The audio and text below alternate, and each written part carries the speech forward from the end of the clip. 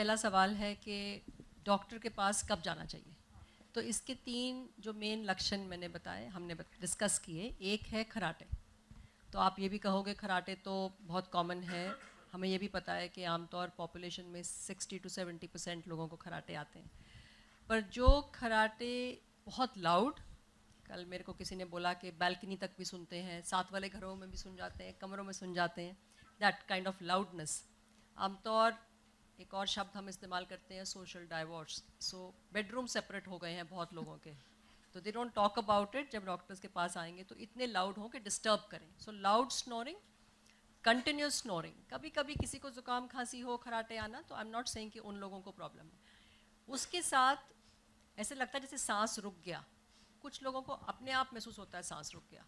कुछ लोग कहते हैं कि खिड़की खोल दो, दरवाजे तक जाते हैं कि ऐसे लगता है कि सांस रुक गया।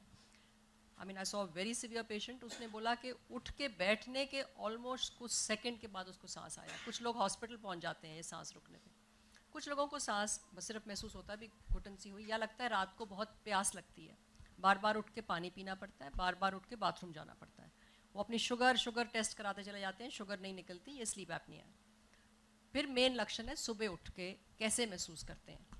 अगर आपको पूरी नींद मिल रही है, जो भी आपकी बॉडी की रिक्वायरमेंट है, 7 घंटे 7.5, सुबह उठने पे लगता है कि नहीं, भी मेरे से बिल्कुल उठा नहीं जा रहा, and you prefer to go back into bed, या उठ के ऑफिस तक गए फिर सो गए, लंच के बाद फिर लगा के खाना खाने के बाद बहुत ज़्यादा नींद का, ऑलमोस्ट स्लीप अटैक बोलते हैं। So these are the main symptoms. इसके साथ ज़रूर किसी डॉक्टर को संपर्क करना चाहिए, नहीं तो आपके आने वाले समय में प्रॉब्लम्स आएंगी। ये जो टेस्ट डॉक्टर साहब समझा रही हैं, ये मैंने भी किया हुआ है। I have done a extensive sleep apnea test पूरी रात भर, and it's not that big a deal. मेरे घर पे ही हुआ, एक मशीन डालते हैं, वो मशीन के साथ हम सोते हैं, and it might sound a little too extreme और स्कैरी, इट इज़ नॉट। मैंने खुद किया है, and anybody who is thinking कि शायद स्लीप एपनिया हो सकता है और any kind of sleeping disorder should get this test done.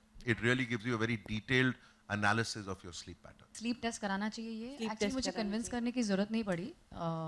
उनका स्नोरिंग बहुत ज़्यादा लाउड हो गया था, उन्हें भी वो एहसास हो गया था, और जब हम लोगों ने बातचीत की सो ही वाज ओके। उन्होंने जब हमें भी पता नहीं था कि स्लीप स्टडी ऐसे कुछ हम कर सकते हैं, तो जब पता चला he said why not, let's do it, क्योंकि अगर कुछ रेमेडीज़ हैं जिसकी वजह से ये रेक्टिफाई हो सकता है तो मैं ज़रूर करना चाहूँगा, और मुझे कन्विंस करने की बिल्कुल ज़रूरत नहीं पड़ी। एक्चुअली क्या है, वो हर साल मुझे कन्विंस करती है to go to the hospital for complete checkup.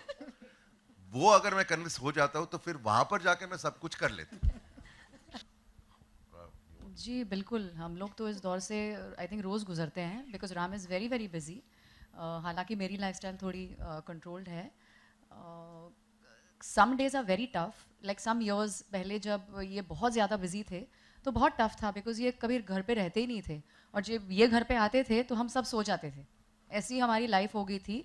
तो ये रात को जगते थे और मुझे बोलते थे तुम कितनी जल्दी सो जाती हो। मैं 9 साढ़े 9 बजे सो जाती थी और मैं 5:30 बजे उठती थी, और ये 5 बजे सोते थे और शाम को उठते थे। तो ऐसा दौर आ गया था, but that was only because his work had taken over. But the minute he found out नहीं, ऐसा हमें अभी रेक्टिफाई करने की ज़रूरत है, बिकॉज टाइम निकलता जा रहा है।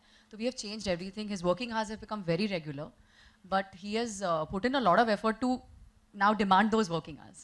नहीं, I think whether you're an actor, कोई भी इंडस्ट्री से अगर आप जुड़े हैं, एक दौर आता है जब आप करियर की शुरुआत कर रहे हैं, and where you have to work harder in any industry.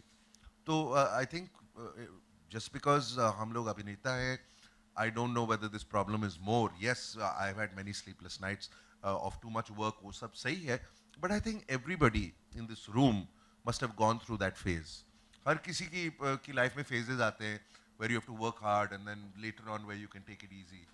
So I guess this is a prevailing problem in all industries. और रात को ना सोने की आदत भी बन जाती है। तो अगर हम लोग उस आदत को चेंज करें तो आई थिंक उससे दोनों partner, especially if you are married, I think उससे बहुत फर्क पड़ता है।